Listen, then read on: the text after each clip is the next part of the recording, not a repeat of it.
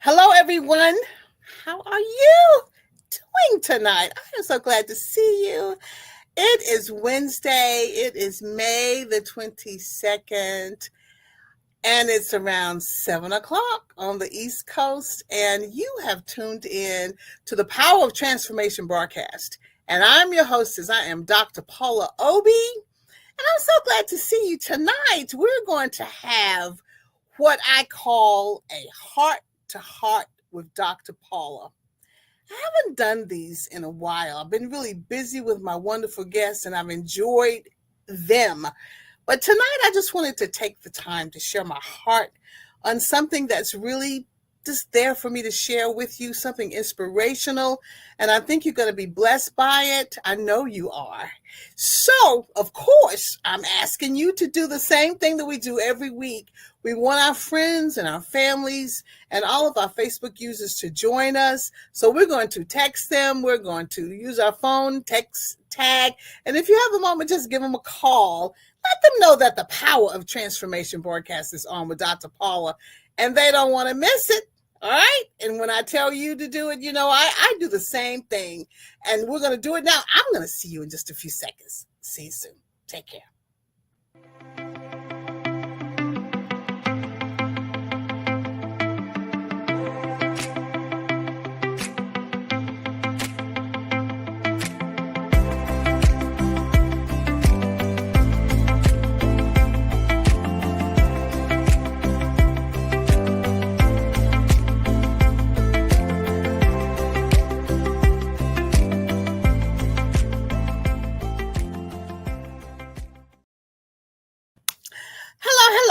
Hello, and we're back.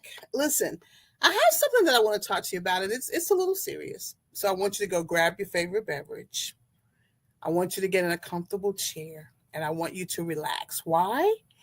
Because I want to talk to you about a topic that I discussed last night in our Bible study, and I feel led to just talk about it a little bit more tonight because I feel like it's something that really we all have to deal with at some point. Now, of course, the Bible study last night was based on biblical principles, and I'll bring a few of those in. But we want to talk about that green eyed monster, jealousy and envy. Now, as I say to you when I start talking about these topics, I am not a psychologist, and neither am I a psychiatrist. But I have something to say about a lot of topics of which I've been involved in. And I have a voice, and we're going to use it. I really don't know if I were to take a poll. I'd say that there's several of us who will say I'm impacted or have been impacted by jealousy. I'm impacted or have been impacted by envy. And just to make things really, really, really clear, the Bible calls it a sin. However, it's a feeling. And many times, and this is really important for you to hear, that feeling and those emotions, which can be targeted, to someone who maybe has something, or let's just say somebody walks into the room, right? And they start talking about how wonderful, and the things in their lives. And I'm going to use this as an example, their brand new Mercedes or whatever. I'm using that as an example, brand new BMW. Let's say it's a brand new car. And maybe at that point, you won't say anything, but you'll feel something. So my question to you is, what do you think really causes us to really feel badly when someone else has something? Is it because maybe we feel like we can't get it? Maybe we feel like they're valued more because of that thing. What if it's a promotion? Of course, most of the time promotions come with additional funding. What if it's an opportunity? I mean, I'm just thinking out loud as I'm making it personal, because all of those things have a tendency at times to make us not feel really as happy for that person. It could be a family member, it could be a coworker, it can even be a church member. So what is going on with us? The going on with us could be what's in our heart. I heard somebody say today, because we were talking about this, that many times they feel as if things don't work out for them as the way they want. And if they're having that feeling of things not working out and someone else comes along and they're just talking, they're not bragging, they're just sharing. You might feel not worthy. Well, let me tell you something. You are. And if we start there, let's just start with where you are and what you are and how you are. Let's use that as our springboard. You are worthy, even if you don't have those same things. You are wonderful, even if you don't have the car, the whatever else. You are still amazing, but you have to really get that mirror. And even though it's not easy, it's important. Let me tell you what the Bible says about envy. It's amazing. You got a moment, go to Proverbs 14 and 30. And you know what it says? A heart at peace gives life to the body, but envy rots the bones. Doesn't that explain why sometimes if you're sharing something and someone is not happy for you, that you get this feeling that they're overdoing it? Or you've been in that place where you're reacting? What can you do about that? What power do you need other than God coming into your life? What do you need? First of all, I believe it really depends on your self-worth. I think at that particular time when an opportunity is presented or someone says they've received something, I think when at that point we react negatively because we might feel that it's taking something away from us. Maybe you also wanted the promotion, so you feel a little bit rejected. Maybe you also wanted that type of vehicle and couldn't afford it. I don't know. But there are times when we have to just pull away the layers of the onion and just look at ourselves and say, why is this bothering me? Have you ever done that? Oh my God, I've done it so many times and it's happened to me. And I'm like, why is this bothering me? Why am I putting so much energy into this? What is going on? And when you do that self-assessment, you may need some help. And if you do, we have a really good friend who's been actually a guest on our show who is into a psychologist and a counselor and a Christian counselor, and she can really help you.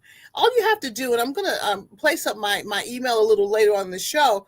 You can email me at obpaula@gmail.com, and I will forward that email right on to her, and she'll help you. But I want to pull it back because, I want to talk personally.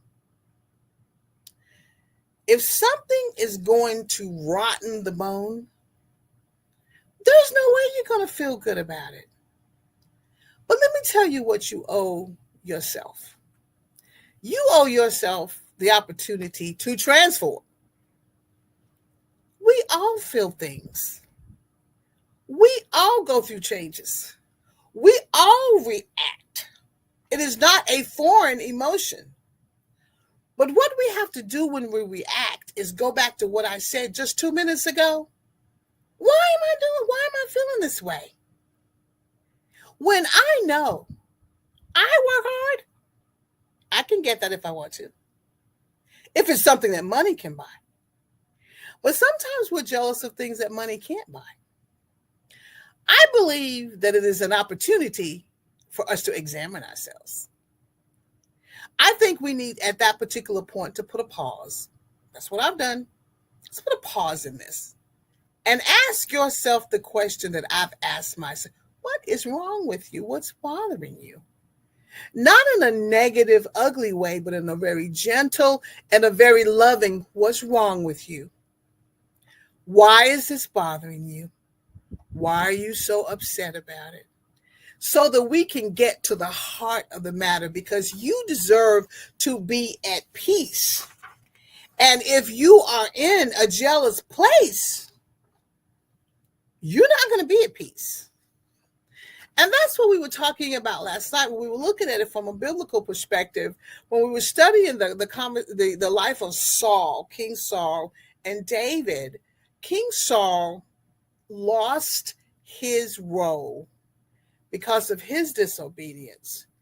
And then David was the one who was appointed king. So once David was appointed king, even before he was appointed king, Saul had some issues with him. And I say that a lot because I've been around some people who they see you, you know that the temperature in the room has changed. And you wonder what's going on. And I ask myself, should I react? Now, I'm the kind of person that'll just look at you. I won't say much, but I'll look at you. But let me tell you what I feel down in my heart. It's okay for you to admit that it's bothering you. It's okay for you to admit you might have some issues and you might be a little jealous and you might be a little envious. But what is not okay for you to do is to continue to beat yourself up and put yourself in a position where you can't move forward. That's not okay. God has a plan. Jeremiah 29:11 says, "For I know the plans that I have for you, saith the Lord, plans to prosper you and not bring you harm." We need to help God by talking to him about what's going on in our lives. So if you're having a problem in any area, I know for me, I have learned to just go to him in my language and just say, I'm really having a hard time with this. This is not going well for me. I feel, can I use my words for a second? I feel some kind of way about this. I'm not sure exactly, but I'm sad about it or I'm mad. At that particular time, I'm just as honest as I can be. And when you are honest, it opens up the door for healing. And it's not always one prayer. Sometimes it's more than a prayer. And you know what else I do? I journal. So if it's really, really, really bothering me, I'm going to write it down. I am learning that my peace is really important. Do you know that the word peace in the King James Version is mentioned over 479 times?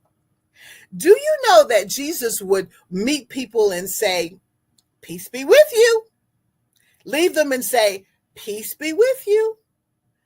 Now, if you think about the scripture that I read about envy rotten in the bone, there is no peace. And you're walking around in turmoil, and there's nothing wrong with you taking a moment and saying, I just want to be healed from this. What if you are blocking your own way? Well, it happens. It does happen. So I want to talk about one type of envy that I don't have time to talk about all of them, but I'm going to talk about one of them because I believe that it's an inspirational kind of conversation. This is what it says. Benign envy.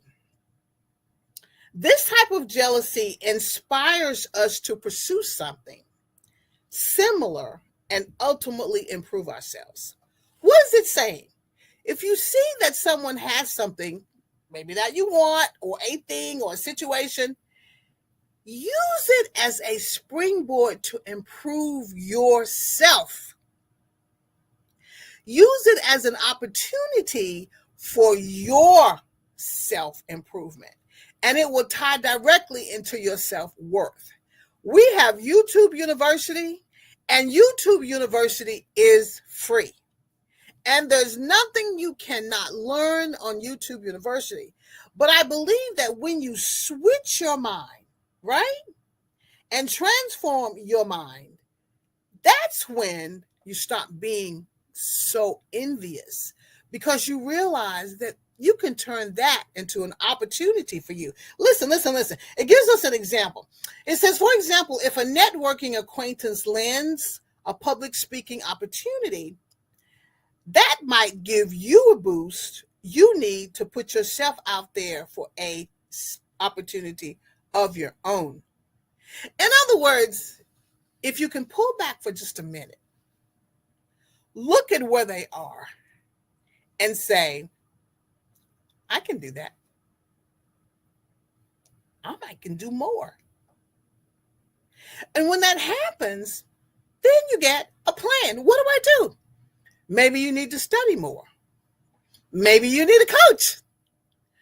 But in that attitude, and you mix it with prayer, then you're taking that jealousy and that envy and you're using it as a springboard and you're using it as a plan to move you forward. And that's what we want. You may not be able to stop it on a dime, but look at what you're doing. Now you've got that more positive energy channeling itself to say, okay, yes, maybe they're, glowing over there, but what steps do I need to glow? What do I need to do for me? And once you start thinking, what do I need to do for me to improve? Then the improvement plan locks into that power of transformation, because that's when you start renewing your mind. It works. It really works. I'm a witness. Now let's compare this. I said I wasn't going to go to the other one, but let's do it because I feel like we're having a good conversation. There's another envy called malicious envy. Listen to this. As the name implies, this type of jealousy isn't productive. Instead, we have a negative view of the person we're envious of, might act unreasonably toward them, and even experience pleasure when they experience something negative. So that's when you're looking at them going, with that Inuit kind of tone. And if they fail, you're going to be the first on the phone. And I'm going to tell you something that you might do, and you may not know that you're doing it. You might decide to put stumbling blocks in their way, and you're not even aware of it. What does that do for you? The Bible says you reap what you sow. So when the time comes around for you to harvest what someone calls the crop, you may not be so happy with what happens. So let's focus our attention on the benign envy. Because the benign envy and the benign jealousy, because we have to admit that we have it, that might be an opportunity for you to stop. I remember some things happening years ago with me. And I said to myself, I am not moving from this spot until I figure out how I got here. That's a little bit of a different story, but I'm going to tell you, I kept saying, how did I get here? And I'm not going to make another decision until I take some time to focus. And the beach is my favorite place. So I drove to the beach and I walked the shore because I didn't want whatever it was in me. I just didn't want to deal with it anymore. I wanted to heal. And if you've ever been in a place where you are jealous, envious, it's an unrest. It's not an easy place. You have no peace. You're just tormented. Saul in the Bible, he never got over it. He never, ever got over the feelings that he had for David, took it to his grave. I don't want us to be that way. I want us to give God a chance. This particular broadcast is based on Romans 12:2. That said that we can be transformed by the renewing of our mind. So we're going to take a spiritual approach and we're going to take an honest approach. Yes, someone might have something that you desire. However, stop. If you really want it, 9 times out of 10, you're going to figure out a way to get it. The problem is when you think that you can't. You probably can. Someone's asking, are you sure? Oh, yeah. Well, you can at least start. Is it really what you want?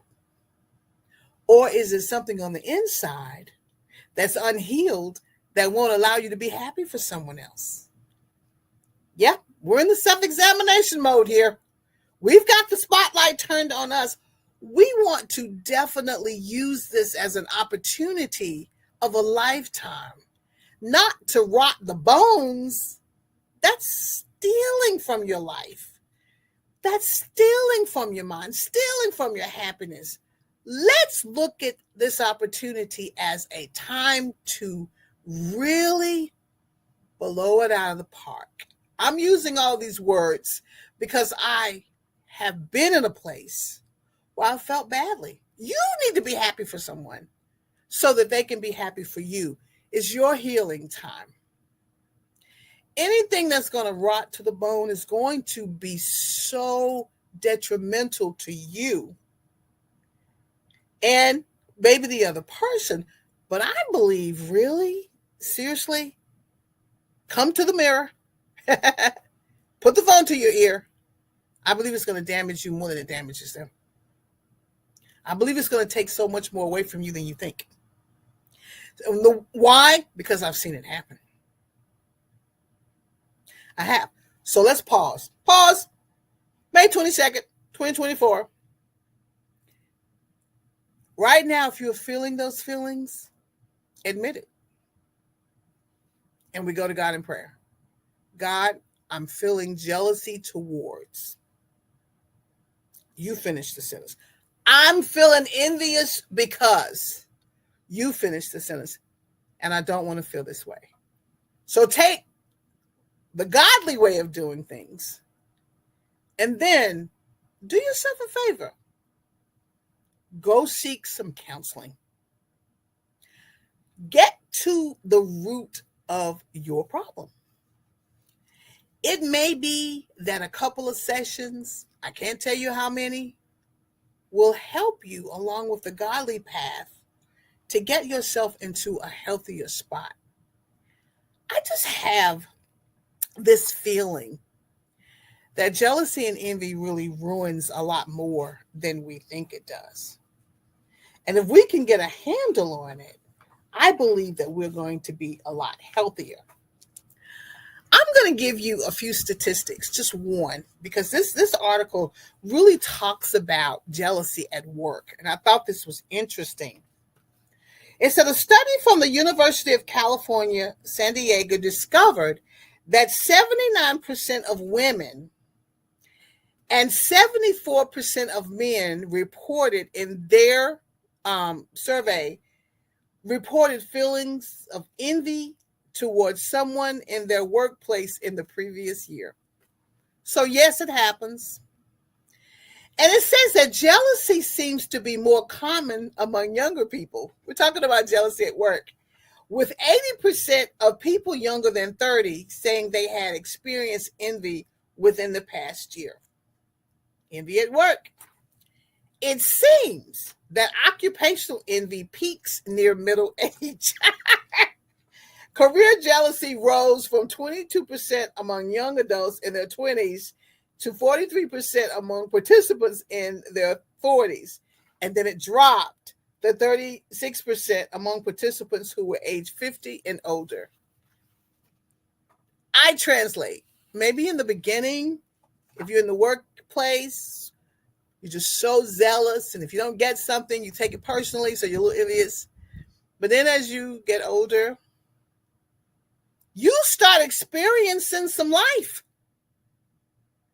And your experiences and all your emotions, they start to grow a little bit. And you realize, okay, it wasn't as serious as I thought. You know, you're younger, everything's an issue. By the time you spend some time in life and in the workplace, hey, maybe you realize I'm not wasting my time on that. I have better things. I have other things that are just as important. So jealousy in the workplace is no different from jealousy in the family. It's no different from jealousy in the church. After Bible study, I asked the question, how detrimental do you think envy and jealousy is in our church environment, any church environment? And why? And boy, did we ever have a conversation. So we're not here to pretend. I'm not here to pretend that I'm perfect and I don't feel them, because that's not true. But I am here to tell you that just like everyone else, I realize that it was definitely tied into something that I was feeling about myself. Maybe I was feeling unworthy. Maybe I had some image issues. Maybe I had some self worth issues. Maybe I was remembering conversations before, but I'm willing to own it because once you own your truth, it's going to set you free. And I'm going to tell you what I am willing to do. I'm willing to believe that the God who created me and the God that created you, when I go to him and I talk to him about things, that's my way of connecting with the source that's more powerful than me and you. Sometimes, and I pause, the envy and jealousy may come from, let's say, a goal that you were trying to reach. You've been trying to reach it for years. Somebody walks into your home or walks into your office or your family, you have a family occasion, and they're talking about how they've reached the goal. Are you happy for them? That's where we are. How do you get happy for them? Well, let me tell you how I do it. I go, well, you know what, God? My time's coming. I may not be there, but my time's coming, and I've got something myself to be happy about. Everybody has something to be happy about, so let them have their moment. Let them have the joy of what they've been able to achieve. You then take the benign envy, use it as a springboard. Have you ever been in the circle when people have to, have something to say? What did you do? And what did you do? And some people are like, well, I did nothing. And they feel like, that's like, oh my God, I did nothing. Well, how about this? I did nothing and I enjoyed it. Different conversation. I did nothing, but I had a great time doing nothing. They may look at you funny. I'm like, no, I enjoyed every moment of that nothing. Then that could release some of the jealousy or envy that you may feel when they give an entire list of all the things they're doing. I spent time with myself. I did some wonderful things. I had some self-care. I'm shifting the atmosphere. I'm transforming by the renewing of my mind. I then may go back and develop a different plan to reach my goal. But in this conversation, we're trying to get rid of the jealousy and reduce the jealousy and the envy feeling that could shackle you for a long time. And you don't deserve that. And neither do I. Once you start talking about it, it's going to start, that little green-eyed monster is going to, not have as much power anyway, because I feel like once you're holding on the inside, once you feel like you can't talk about it, then it's powerful. But once you start talking to God, once you start talking to a therapist, you're going to tap into the good of who you are. You remember God says that you're fearfully and wonderfully made, that he created you a little lower than the angels. So try this the next time. You're not feeling as good about different things. Somebody's saying something and you haven't reached that goal and the feelings of jealousy and envy are surfacing. Try this. Okay? Let's just do a little role play. Somebody just told me about blah, blah, blah that they did.